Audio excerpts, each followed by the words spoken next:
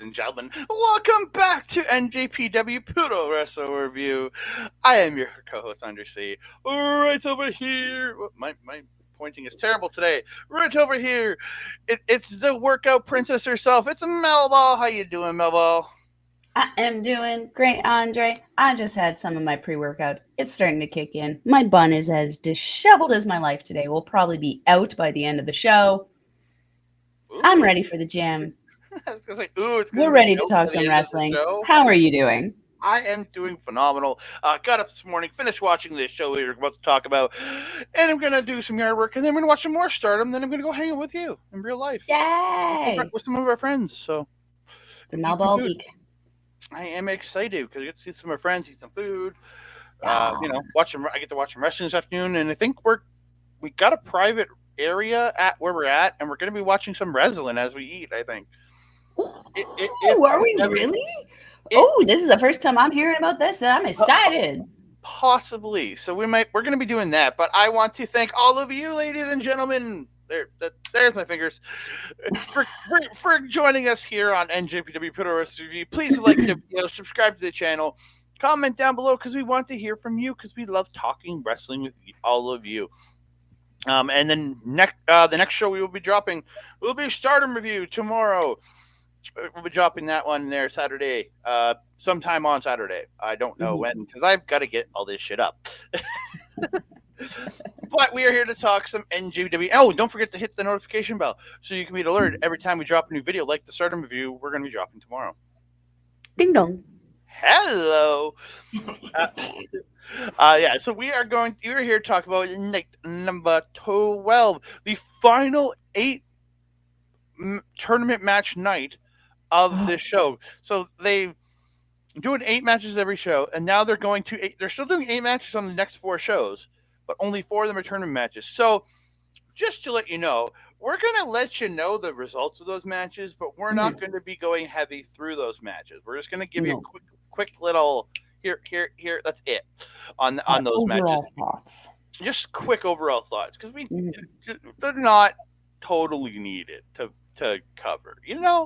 Yeah. Relevant to storyline stuff. Yeah, so we're gonna get into it. We're talking G1 Climax 33, the Tropical Edition. We're gonna start it off night number 12. So every match in this show had serious implications to where people are going into the final night to get themselves in the final. I have done some math.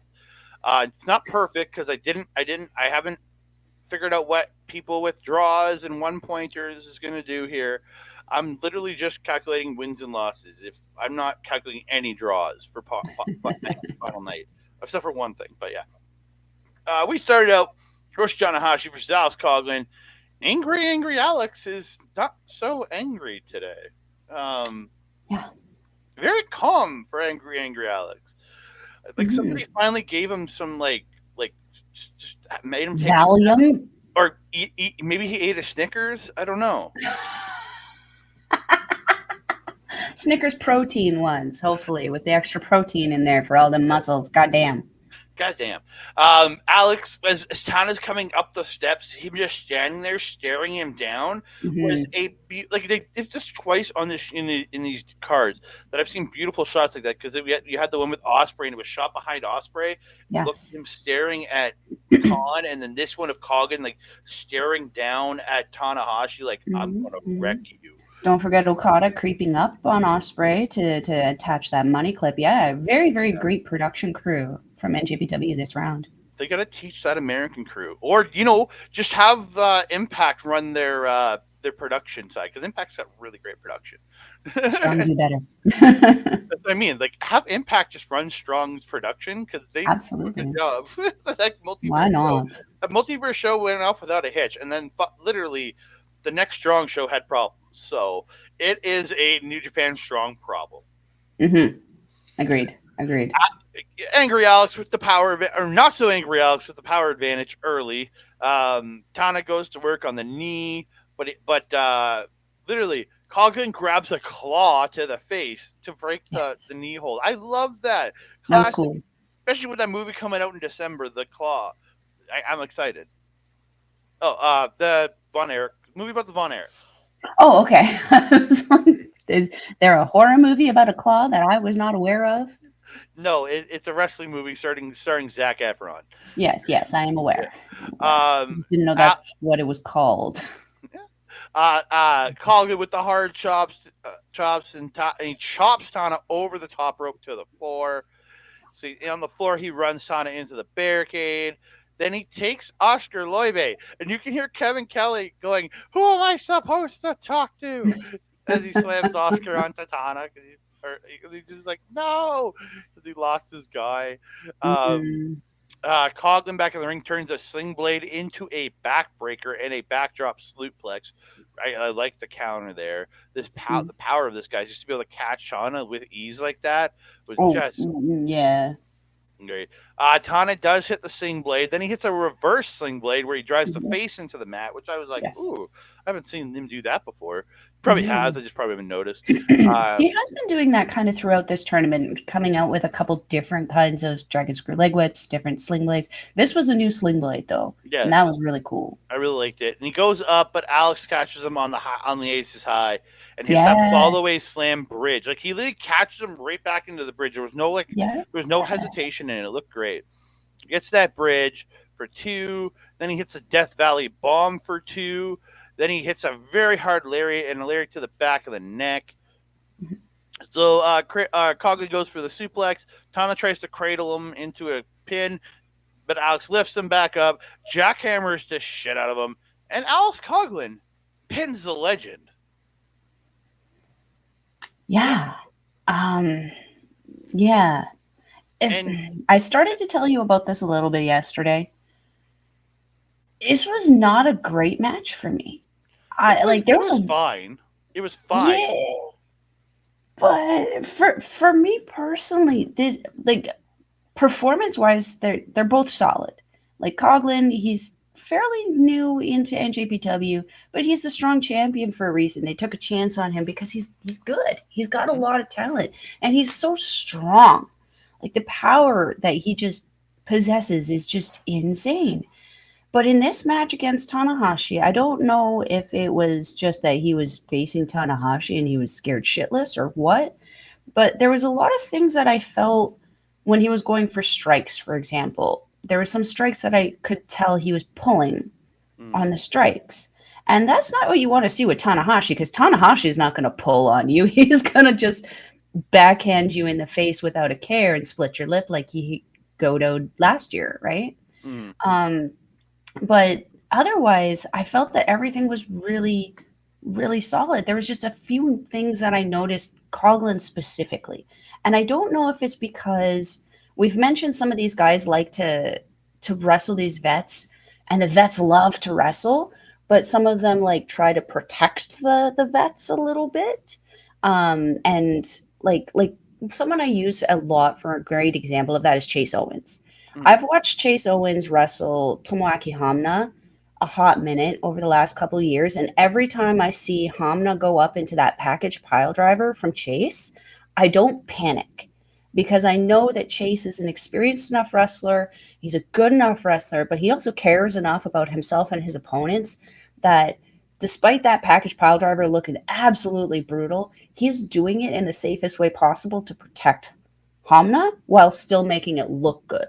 Mm-hmm. And I think the right now that Coughlin's new enough to the business that he's just not got that experience quite yet. And that's I think why I had sort of an issue with this match. Overall, I thought it was a really, really good match. But afterwards, I don't know. I felt like when Tana and him were leaving, there were just things about them that were not usual. Like Tana will usually kind of like play things up and really be like, dang, I lost. That sucked. Tana didn't do that. He just straight out got out of the ring and walked to the back. Coughlin, we've been seeing this tournament. He goes ape shit when he wins. He's spinning his belt around like a lunatic, yelling at the camera, being the angry, angry Alex that we're kind of used to seeing. He also didn't do that at the end of the match. He just kind of, okay, got out of the ring, grabbed his belt, and he hustled. He hustled up that ramp to get out of there. And I'm like, I kind of felt that there might have been something that kind of went wrong that they might have not been happy with or something. I don't know. Overall, it was an okay opener for me. It wasn't something I'm going to write home about, but it also wasn't the worst thing that I've seen on this tournament. Yeah, again, I enjoyed the opener. I was like, when you mentioned it to me yesterday and I watched this, I'm like, what the fuck was wrong with this? I don't know what her problem was. But Maybe it's I just that I enjoyed was it. focused too much on the little negative parts of it that I wasn't focusing on the positive parts of it. But like, it did bother me a little bit that there was something missing. It felt lackluster The in only negative comparison to what I knew they could do. the only negative I focus on is one in the next match, and that's Oh, Evil. sweet Jesus. Um, as much as I love the ending of this, Hmm. goddamn, did this match suck? Um, it was just lots of bullshit from House of Torture. They're attacking during the entrance, and Togo attacks the Sweet Boy. Like, leave the Sweet Boy alone. Yeah, that was not okay. But hey, Fujita, he did freaking great Yes. protecting Mikey Nichols in this match. So I'm gonna just hop right to the end here because I Hmm. this match happened to be a match. Yeah. Uh, Evil whips Nichols into the ref. Togo takes out Fujita. So they double team Nichols. Togo comes off the second rope, hitting Nichols in the crotch with like a fish drop. Yeah. So they set up to do Magic Killer, and this is where Fujita really earns his young lion pay.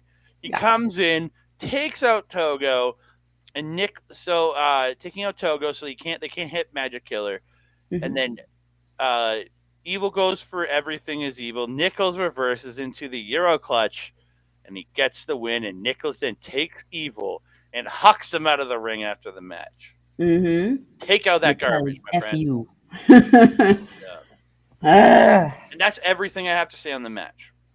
I mean, that's everything that needs to be said. The only good thing about this was the finish. I really didn't enjoy anything about this match. Nichols did his best. And like I've kind of not been feeling Nichols on this tour mainly because of the headbutts that just been bothering me. They didn't bother me in this one. No. They didn't bother me. At this point I'm like smash his face in. I don't care. Mm-hmm. Heck that mug of evils. He's got a mouth guard. He'll still have his teeth. Yeah, the finish was the best part. This was a thing. It happened. And That then I was kind of unhappy with this one too. Not just for the fact that I lost 2 points, but I didn't need it to be this fucking goofy. I really just yeah. like I didn't hate it as much as I hate Evil. Don't get me wrong. I mean, So though, Yano's were were we really expecting anything less though out of hysterical Shane Haste no, and but Yano? the shit. So Toriano comes out with a bag on his head, and as soon as I saw him wearing the bag, I'm like, that's going on Haste's head. I knew it. But then they traded the hats in the bag, and then Haste puts it on his head like a hat. Then Yano comes and pulls it down, and they do some bullshit. Hmm. Um, they end up on the floor. Haste blocks the cold spray, gets the cold spray, but but Yano runs away, so he sprays it at Fujita a little bit, and Fujita's like, no, like Fujita's like, no. So and then Yano goes under the ring, so Fujita sends him under the ring to follow him, or Haste sends Fujita under the ring to follow him. So then Haste said, I'm gonna go too. So 30 seconds later, out comes Yano. He hops back in the ring. Refs counting. Out comes Fujita. Then out comes Shane Haste wearing a bucket. Like the bag was one thing. I could have dealt with the bag. The bag, if it was just the bag, I would have fine. But it was a goddamn bucket. Like they would have just played up the bag more. Like if Yano had taken the bag under with him and put the bag on his head under the ring, he was trying to find his way out. I think I wouldn't. I don't think I would have hated this much. But the goddamn why was there a goddamn bucket under that goddamn ring? I mean, at this point, why do we ask questions with Yano? Yeah, so Ace tries to slam somebody and it's a ref, but he stops because Fujita's yelling at him. But he somehow can stop a low blow without being able to see. And he hits He a also lariat. almost yeeted the ref. That's what I'm saying. He almost like slammed her through the ref or something, but Poor Fujita was yelling. Kanto. Yeah, Fujita had to yell to stop him, right? Um, but Hayes gets the bucket off the head, but he hit with the low blow and the spear to the butt, and Yano gets the win. Again, I'm not that finish. I'm disappointed that Hayes didn't win because I'm a big Hayes fan. But I can take Yano winning. but it's the bucket. It's the fucking bucket. If you would have just played up the bag more, I would think I would have been okay with it. But it was the fucking bucket. Like why a bucket? Couldn't you just played up the bag more? Yeah, I agree. Yeah. Because, like, Hayes has had some pretty impressive wins. Like, he may have not picked up that win against Zack Sabre Jr., but, like, he picked up a win over Tetsuya Naito, didn't he? Mm-hmm. Like, come on. I agree. This this Come on. was this was I agree. The bucket was not okay. I found, like, I always find Shane Haste's comedy very funny. Mm-hmm. I've had high hopes for this one, and this was a fun ride. I laughed a lot, but I agree the bucket was ridiculous. Mm-hmm. Didn't make a sense to me. The tape with the bag would have made more sense. Yes, like using the bag would have made this so much better in more Hmm. than just a little Hmm. spot at the start and then he tossed it off. I don't It know. was it Personally, was an attempt, I think, because, like, I feel like this was one of the first couple times that, like, I've seen these two actually have a match together. Um, tag league last year, but that would have been a tag. yeah, don't recall seeing them in, like, a one-on-one kind of No. thing, though. So, for what it was funny, but it really was not a serious match in Mm-hmm. any respect of the word. That being said, I feel that it was appropriately placed in the show. If it was any sooner, I think it would have really missed its mark. But if it was any later, based on how the rest of the show went, it would have missed its mark even more. So I feel like it was probably placed in the right spot because then we could kind of forget about it. Very true. Very true. So we move on to the next match of the evening. It's Tomohiro Ishii versus Hanare. I just Uh, the, want to quickly say before you get into this that I really appreciate how NJPW is doing different cards with different pictures for every person, seemingly based on how their, like, kind of feud or history is kind of based. Because Hanari's picture has been like you've mentioned, the hood and everything, it kind of blended in nice, and now it's kind of like this. I really like this. cool. The first, like, because the first few nights it was his old standard Aaron Yeah, Hanare with the picture, mustache and everything. and then it kicked over to the hooded one where the Yeah, now look at blend into that. his shirt. And this one just makes him look like a fucking beast. Especially this picture Yeah. works so well, especially with Tomohiro Ishii as the other person, because to Mm-hmm. have this guy look like a beast ready to face off against Ishii is absolutely Mm-hmm. perfection. Mm-hmm. So Yeah, NJPW production on the G1. Whew. yeah. Good job, you guys. This match is the two dudes beating the shit out of each other. Yes. Like the body blows from Hanari, the chops and the strikes from Ishii. Again, Mhm. and then the headbutts from Hanari. I didn't mind as much in this one, but again, I still don't like them. Yeah, we're starting to get used to, I think, Hanare kind of having the headbutt because Ishii always has had the headbutt, but he's also so short he can't really Yeah, but he always headbutt had you. he always headbutts the sternum though. Yeah, and Hanare I think is learning very well from him in the same way. He needs to get away from the head on head because that's just not Yes, yeah, safe. yes, Um, Ishii catching the kick at one point and then hyperextending the knee. I mm, really did yeah. like that. Hmm. Um, uh, Kanari getting the body blows and the berserker bomb for two. Um, that beautiful pop up Samoan by Hanare. I will shout that So out every time. So smooth. Hanare misses a spin kick. Ishii hits a headbutt. But Hanare hits a big shot and the rampage for two. He gets the Ultima, but then turns it into a Uranagi and gets two.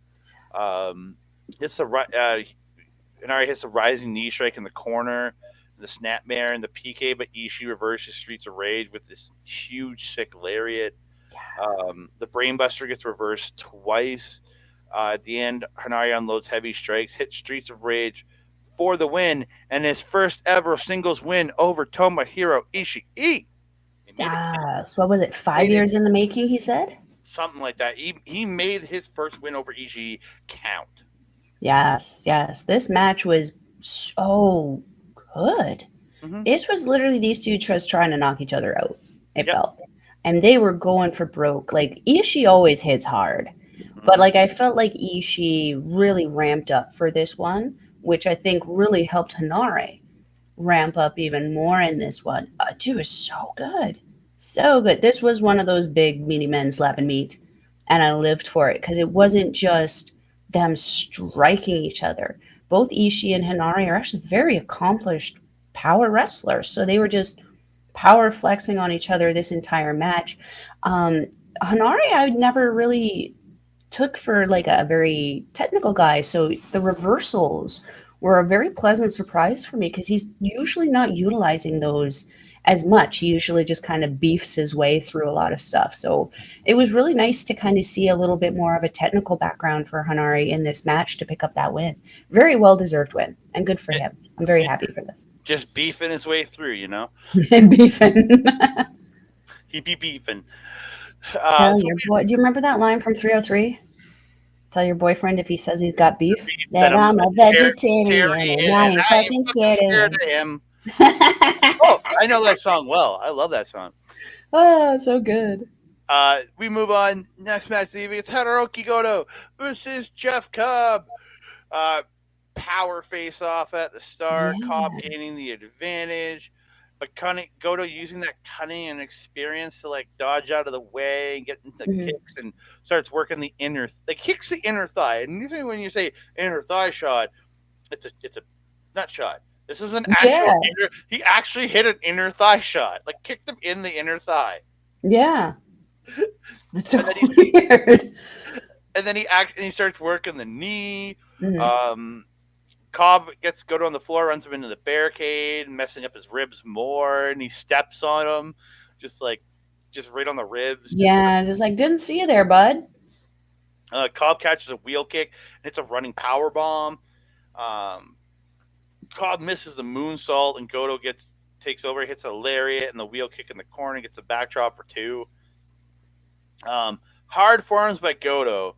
But he goes for the bulldog. Cobb stops and hits spin cycle. I was like, yes, that was such a It was so smooth. good reversal. And Such a smooth sorry, transition for him too. well, he goes for spin cycle, but then Goto slips around and gets that rear naked choke on. I'm like, Yes. oh, it So got even good. better. So he goes for the PK, but it's caught, and then Cobb hits a drop kick, and this is where he actually hits spin cycle for two.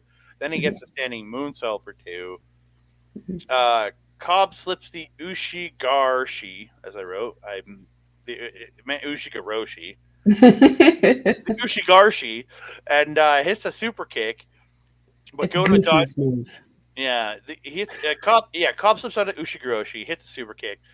Goto dodges a lariat and hits it, but and does hit the Ushigaroshi. Cobb's suplex is turned into the rear naked choke. Goto hits some headbutts and then gets out of the tour of the islands. Mhm. And Goto hits the code Goto, with the code red to all of you. I'm going to call it the code Goto, and hits the GTR. Goto pins Jeff Cobb to stay alive in this tournament. Yeah.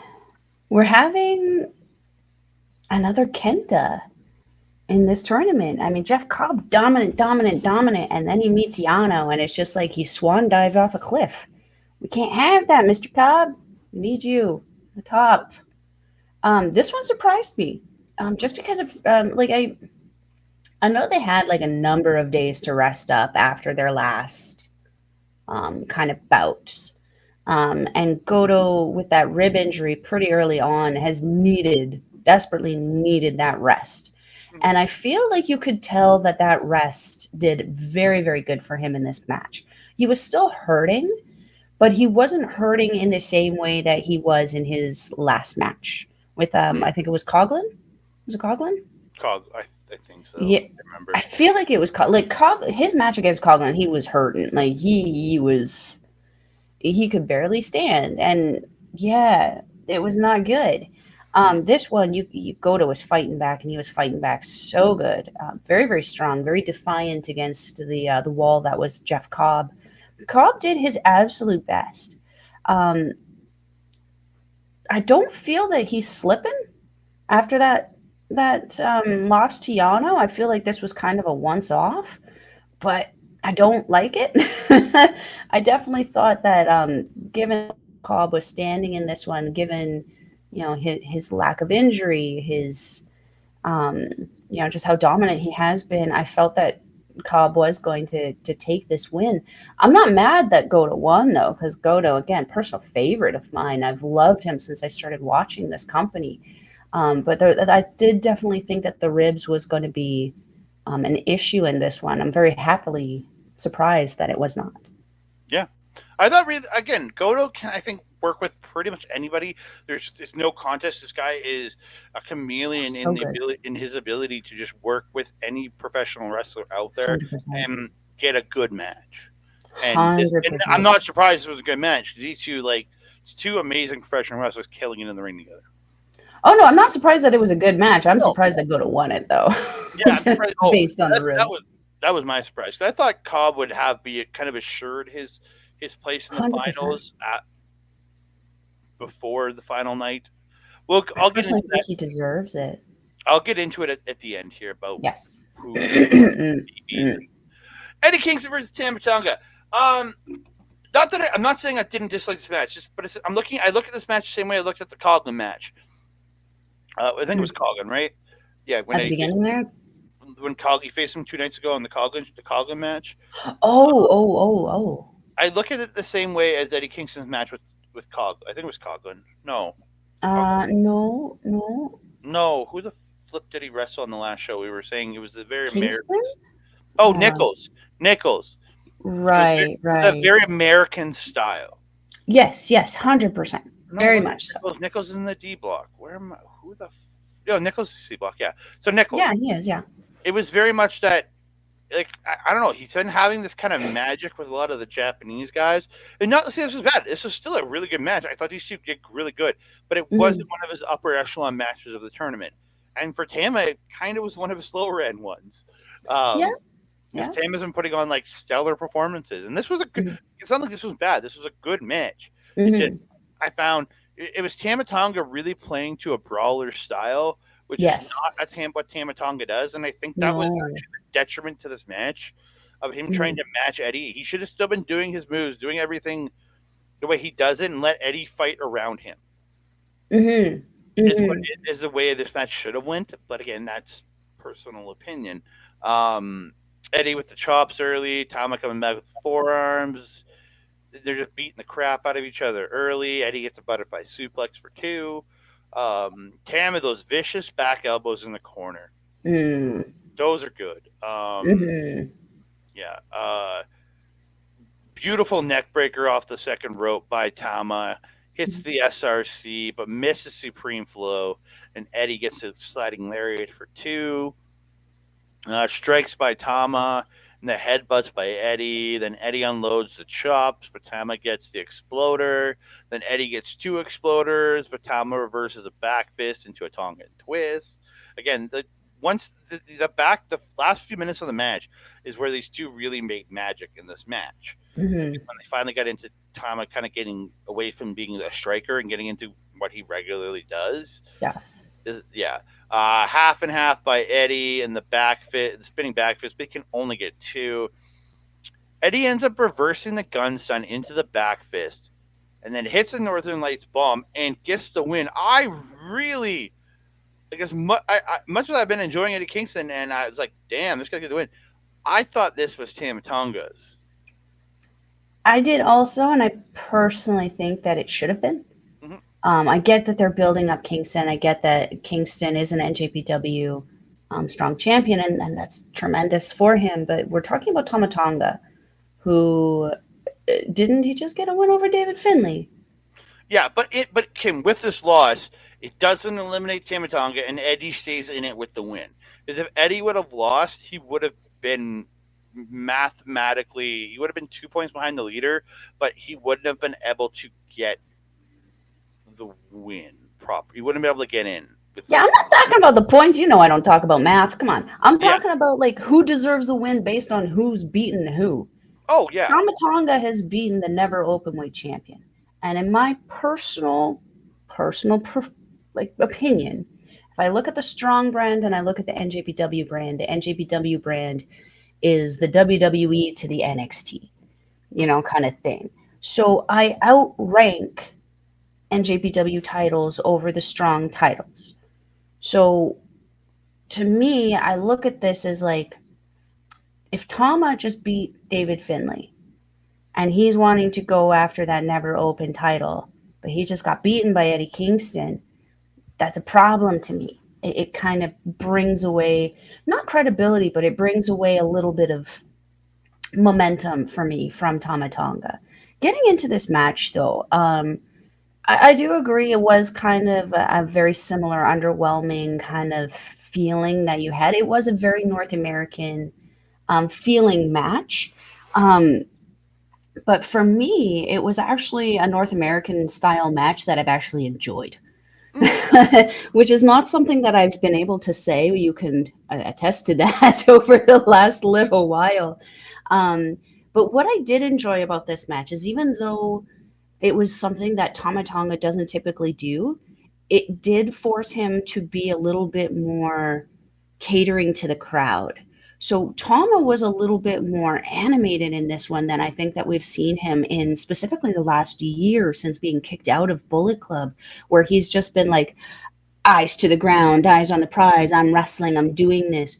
Whereas like at the beginning there when they started doing the chops and Tama was like, okay, and he like turned around, started playing to the crowd, took his shirt off because you know the girls are going to get excited when he takes his shirt off and like and they did, wasn't just me, it's the crowd too, guys, just chill.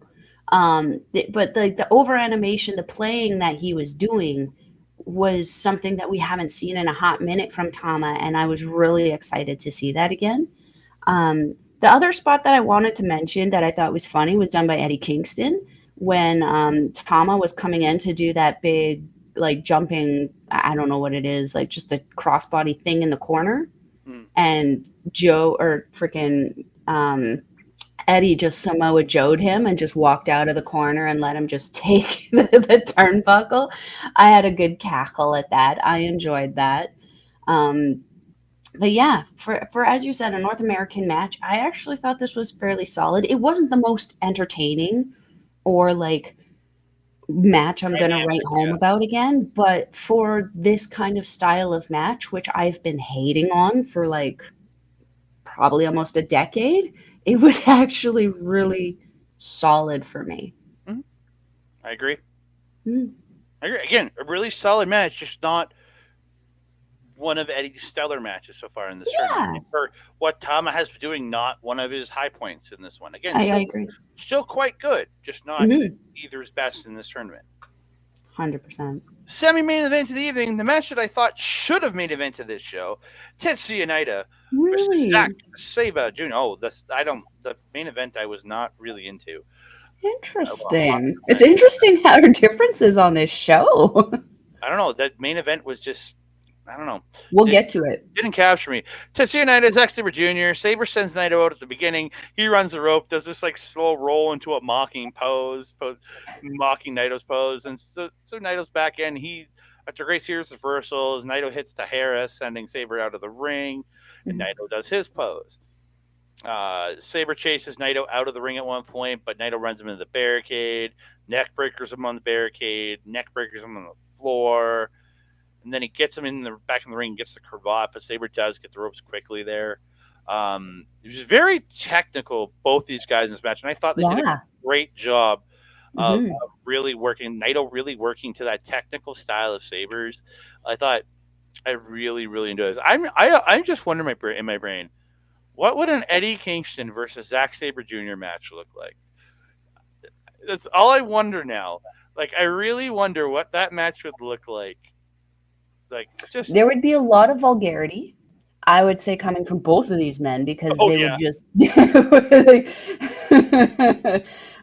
it would be a loud match for sure. Mm-hmm. Um, it probably allowed because Kingston would be getting pissed off and just swearing at Zack Sabre Jr. being tied up all the time. No, that's what went through my brain. I'm like, I wonder what a match from these two would look like. Because again, it would just the melding of styles, trying to Saber be technical around Eddie's brawler style. Like, just imagine what that would be. But back to the match. Yeah, focus, guys. uh, Saber working on the arm of Naito. He misses the overhead kick, and Naito gets a beautiful neck breaker for 2. Mhm. Naito gets combinacion spit. Cabron. I hate that. I And hate that he's doing that now. I know that it's like, it's a shock and awe moment, but it's like, come on. We can do shock and awe with something else. the Stop last spitting match, on people. I was a little bothered by the spit, but this one not as much because if you like, you think about the history, Saber Oh, literally took him yeah, out of the tournament 2 years ago, yeah. and Naito getting that really quick win over Saber last year. I think it was last year. He got that really quick win on Saber. Wasn't it what was the year where he like messed up his knee? That Or is was that 2 years. That was two that thousand was 2 years, 2021. That right, was right. 2020. And then last year, Naito got the super quick win on Saber. Right, So right. so there's a history there of these two really hating each other. So the spitting, well, I still Mm, don't like it. mm-mm. It made sense in this match. It did work. I don't like it. I don't. You don't need to spit in professional wrestling unless No. you're coughing up blood and you need to spit out of the ring, which I've seen. At which point Um, you should stop the match um, if you're coughing up blood. well, or no, not blood. I guess not blood, but like phlegm or something gross, or need to puke. At that point, you should also stop. Oh no, We've seen that be a local problem. I've seen a guy slide out of a ring, slide under a ring, puke, slide back out, slide in, hit his finisher, win the match, and leave. I feel like I know who that is. I don't think you do. uh, Good the, tornado, lord. Moving back to the the, match. the tornado DDT is reversed into an overhead kick, but Naito gets a spine buster. Naito gets reversed on the front flip cutter into submission, and Saber's switching positions in the submissions until Naito eventually does get to the ropes. They're trading pins, but Naito gets the Destino out of the Zack driver. But as Naito goes for Destino again, Saber gets the Dak driver out of the Destino. Hop off the second rope tornado DDT by Saber, or off the second rope corner rope by Saber, but Naito turns it into the Naito driver, which is a brainbuster.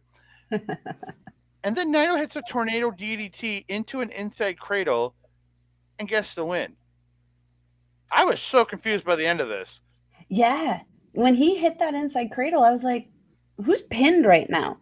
Like, I had to do a double take to, like, kind of look at it. And then Naito's music started playing. I was like, no heckin' way. What the fizzity uck just happened? Um, that neck breaker, though, on the barricade that Naito did at the beginning of that match, that was just cruel and unusual punishment. That's the second There, time there he's was done no it. reason for that. That's the second time he's done it. So yucky. I think he did it. I think he did it to Haste actually. And maybe it's just a TMDK thing. Maybe that's what we need to call it. Yeah. The TMD neckbreaker. Yeah, that thing is cruel though. Just the way he brings you down on your shoulders on that barricade. Just no, thank you. Okay, I'm so confused right now. You said the TMD neckbreaker, so the Mighty Don't neckbreaker. Sure. Okay. Hey, it would make sense considering what the move is. I would have called it just the TM neckbreaker, the Mighty neckbreaker. I don't know. No, we have to, play a little bit more. More letters, sir. More letters. Okay. Moving on. Next note I had was again in agreement with the combination de spit. I'm not a fan of it. I just don't like spit. Don't spit on people unless the situation calls for it. Yeah. The only other thing that I said about this one is that I also admittedly thought that Zack Sabre Jr. was going to take this match. So I hoped so. yeah. That being said, his Naito just earned himself a shot at that TV title, and also Melball is terrible at picking men. Like just in general, like the SNME radio predictions thing that we have going on. I think I've been in last for like the last Couple 3 shows. times that they've posted results. Well, just remember, Boris is you're only in last because Boris had such a crazy resurgence.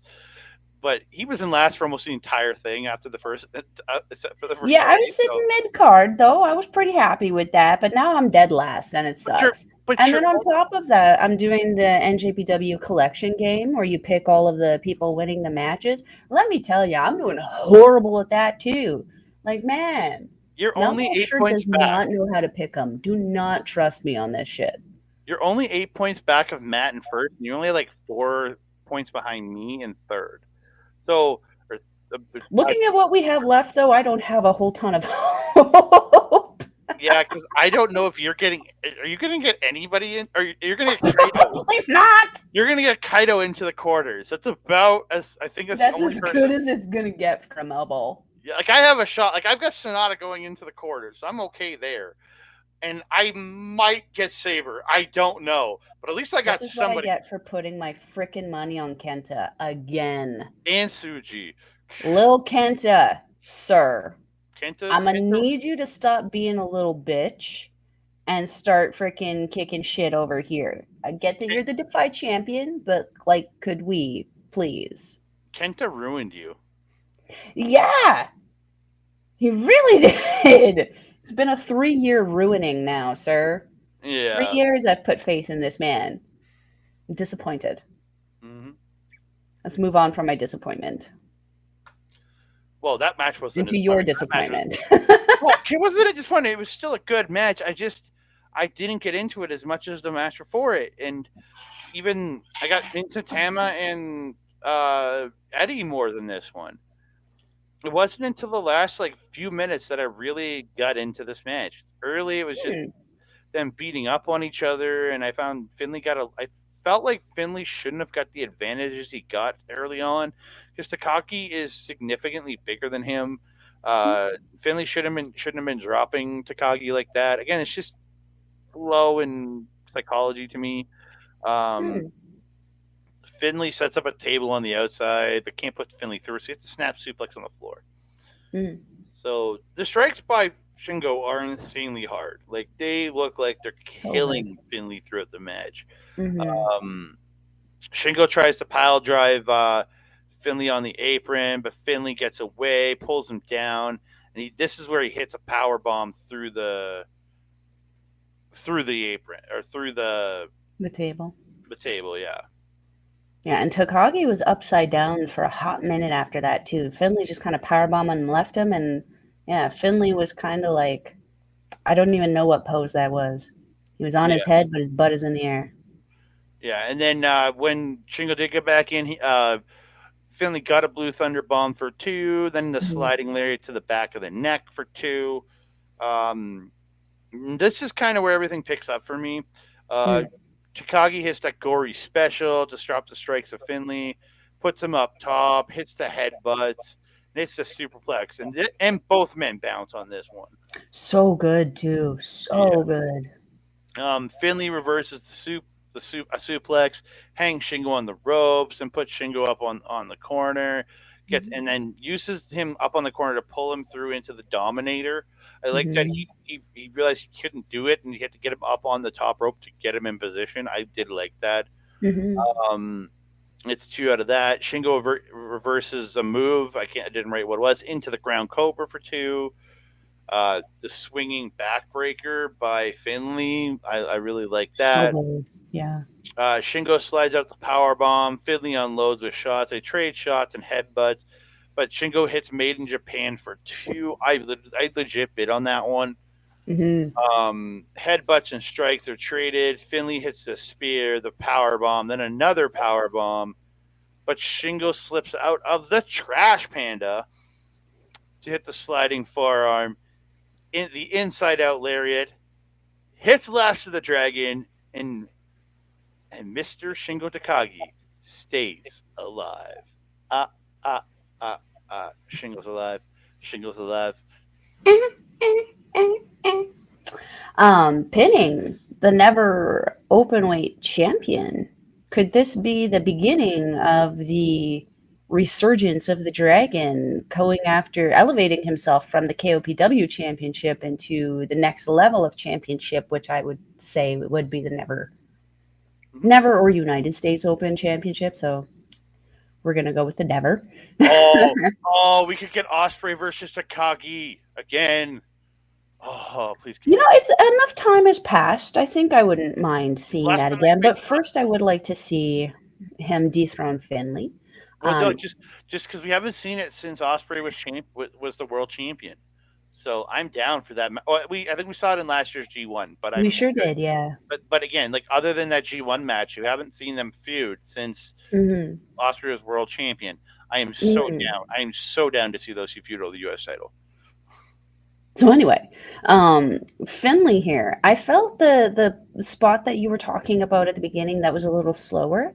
I actually feel that that was something for both of these guys. It was more subtle on Shingo. I think a little bit more obvious with Finley.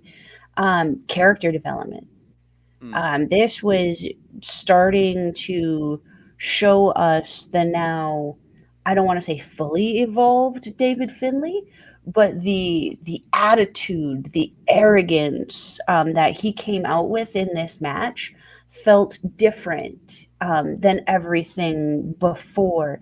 He felt more, I don't want to say confident, but there was an air of I got this. I ain't afraid. I like it was unapologetic when he came out, and I liked it.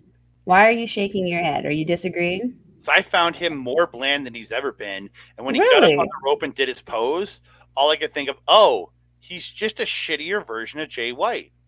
Like the jacket, the jacket, it's very Jay White-ish. The look, like all the look I he's doing, like the the slick, jacket. the slick back hair, all of it is just looks like a cheap version of Jay White. Yeah, but you know he doesn't look like a cheap version of anymore with that stupid white thing in the front of his head. Yeah, but again, I'm just saying, like he, I just, I find, I I'm think, gonna have to disagree with you I on this. I yeah, felt that it was actually really good for him because we were seeing these subtle for me, it was the facial expressions. You oh, had to focus a lot more on it. What the fuck are you laughing at? Shut up and let me say my thing, oh, go ahead. sir. I liked it.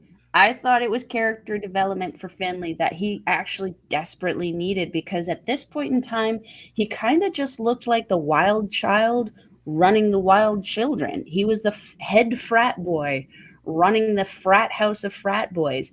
And now in this match, he kind of came out for me feeling a little bit more like a leader, feeling more refined, feeling like he's finally found the stride that he wants to kind of hit and he's starting to walk with it. um, I'll admit it was slower and it was very subtle at the beginning, but I felt it was something that Finley needed to kind of show his superiority in Bullet Club, because right now, other than Gato just kind of coming out with him in this tournament, I haven't felt that there's been the Bullet Club camaraderie that we had been seeing leading up into this with Connors and Maloney still there. I feel like almost like despite being tag champions, Coughlin and Kidd and Finley here, the three remaining members have kind of almost been like not acknowledging each other in any sense of the word. It doesn't feel like a faction. It feels very LIJ-ish. I don't like that. But yeah, otherwise, I felt that Shingo worked really hard in this match for that win, hitting Finley, as you said, as hard as he fracking could. They were making this match look so heavy, so powerful, so impactful. Um, yeah, the end was a little weird for me. I wasn't expecting Shingo to pick up the win. I was expecting Finley to actually pick up the win here. I was actually very pleasantly surprised that Shingo won with Hmm. this one. Now, what do you want to say about Finley and disagreeing with me about his shit? We talking about shit. All I can think looking at that picture of Finley right now with that facial expression is, oh, I gotta take a shit. Yeah, that's not the best picture of him. I'm not gonna lie. And Like that's the look he had the entire time he came out on that entrance. All I could think of, what the smirking. no, it was this, and I'm like, does it, or maybe it was this with a little grin, but it's like, I gotta take a poop. I gotta take a poop. That's all that I could think about when I looked at his goddamn ugly Yeah, face. but that's what I do. The frick does that say about me? I don't know, but I think it's almost worse now. I'm taking him less seriously than I ever have as leader, and I didn't take him seriously as leader before. And it's just lessening for me personally. Like I think he's only gotten like he's this tournament has only hurt him in my eyes. He's just come. Feel like he's fallen down the card, in my personal opinion. Tomato, tomato. We're going to agree to disagree, and we'll see how it kind of goes going forward for Mr. Finley. Yeah, We'll I don't see know. what happens when the rest of the War Dogs kind of reunite and they start working together again. We'll see what kind of leadership Finley kind of has over them because it does kind of feel like the lunatic is kind of running the asylum right now. I don't know. I feel like he's Jay Wash. He's Jay White. Jay White. Jaywash? Jay White Light. I think Jaywash was actually the more appropriate term for that. If he's a washed up version of Jay White, Jaywash kind of sounds like the right Yeah. acronym. But again, like I don't. I Agree to disagree. I take him. It's weird. I'm taking him less seriously now than I did when before this tournament started. His look has gotten a shit ton better though as this evolution has continued. No, it's gotten worse. The hair looking like terrible, all slicked back. The jacket that he makes him look like Jay White Light. No, he got that's Yeah, but it's better than the ginger that he was rocking yeah. beforehand, which made him look like a child. Yes, but And he's had like, dark hair since he took over Bullet Club, and even then, I was a little more impressed with him when he took over Bullet Club than now. I don't know. I think his aesthetics look a lot better. His attitude needs work. I mean, he's obviously always been a follower as opposed to a leader, but that's what Gato's for. Bring us into the points, sir. We're gonna get to the points, and we're gonna get out of here. So eliminated are Mikey Nick and C Block are eliminated are Mikey Nichols, Aaron Hanari, Tomohiro Ishii. And this is without draws and shit. I'm just going wins and losses only. For Shingo Takagi at 7, if he wants to get in the finals, he needs to beat Evil, who's at 8, Hmm. and he needs Tama not to win, as they have a weird tie if they're both at 9 points.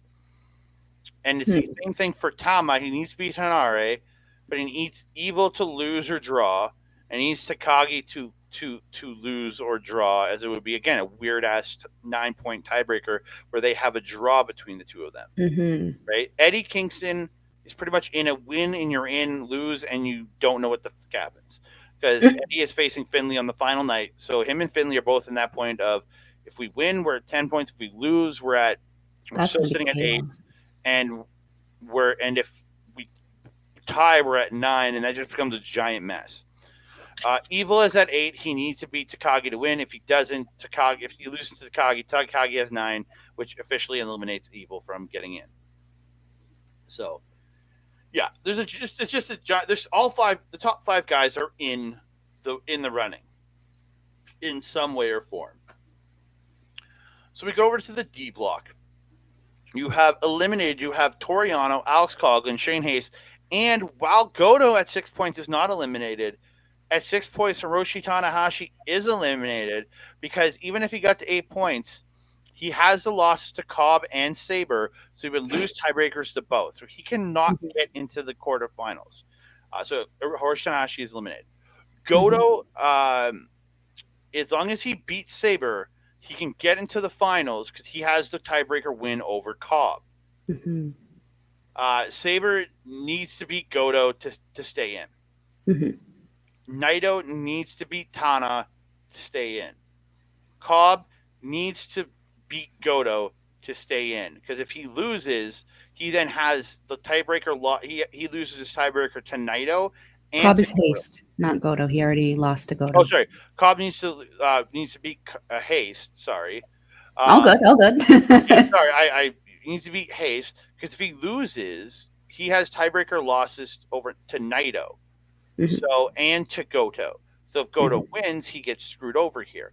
So again, all 4 guys are in strong contention going into the final night of Goto, Sabre, Naito, and Cobb. All have strong shots at getting into the finals. Unlike A and B block, where one person is already guaranteed over there, this is this is really interesting because you don't know either the first or second place person going in. You already know at least one person in each of the A and B block. You don't know that here, which is really interesting for both these blocks. Hmm. Yeah. I'm just realizing that I've been spelling Coglin's name wrong. How do you spell it? I spell it with an A instead of an O. Oh yeah, it's like Coughlin. Looks like it should be Coughlin, but it's Coglin. That's probably where my confusion is laying. Yeah. Wow. But that's What an it, ladies and interesting gentlemen. show. It was good, and I love the fact that we have some disagreeing points. Yeah, yeah. Very, very good. And then on the opener and the main in particular, it's very interesting. But that's Yeah, why we love wrestling. And that's why wrestling is very subjective because what I like, you might not like. And that's okay because we're both getting enjoyment out of it anyway. because we love professional wrestling, and that's what matters. And we Uh, don't need to bitch about it online. so we are going to get out of here, ladies and gentlemen. Please like the video, subscribe to the channel, comment down below because we want to talk to you. I love talking to you guys when you comment down Yes. below. Big shout out to everybody commenting in the comments. And also, please don't forget to hit the notification bell so you can be alerted every time we drop a new show, like starting that's coming out tomorrow. Ding dong. Hello. Yeah. You can find myself because I finally broke them up and made it so we all of our things. You can find me on Twitter, Mastodon, TikTok, Blue Sky, and Hive at that Canada guy, Instagram at that, and Threads at that Canada dude. You can find me right up here at Andre Melball Wrestling Talk on Facebook. You can find me in our YouTube comments page at youtube.com/at Andre Melball Wrestling Talk. You can also find me over on our local establishment this coming Saturday. I will be chatting SummerSlam, talking some WWE, which I never do, over on OLE with my boy Oled. You can find that on twitch.tv/our local establishment sometime on Saturday morning. It will be pre-recorded, and then the replay will be on youtube.com/at our local establishment. And don't forget to check out our boy Mike, because you might be watching us right now on Backbreaker Video. If you're not, go check out youtube.com/at Backbreaker Video for a lot of great wrestling content. And also, if you want to see Mike's live stuff and all his gaming stuff, check him out at twitch.tv/Mike the Ref for his Wednesday watch along, all his gaming streams, lots of great stuff over there. And if you want to see replays of his gaming streams, you can check it out at youtube.com/at backbreaker_gaming, where you can find Mike, you can find PJC, who has finally returned to the world of streaming, you can find Rick Jules, and you can find their frequent special guest Kayla J. Kayla J. So Love check Kayla all J. that stuff out, ladies and gentlemen. Thank you so much. Melball, where can they find you, madame? If you are wanting to follow a Melball, you can follow her on Twitter at Collins Melball. You can follow her on Instagram, TikTok, Mastodon, Blue Sky, and Facebook.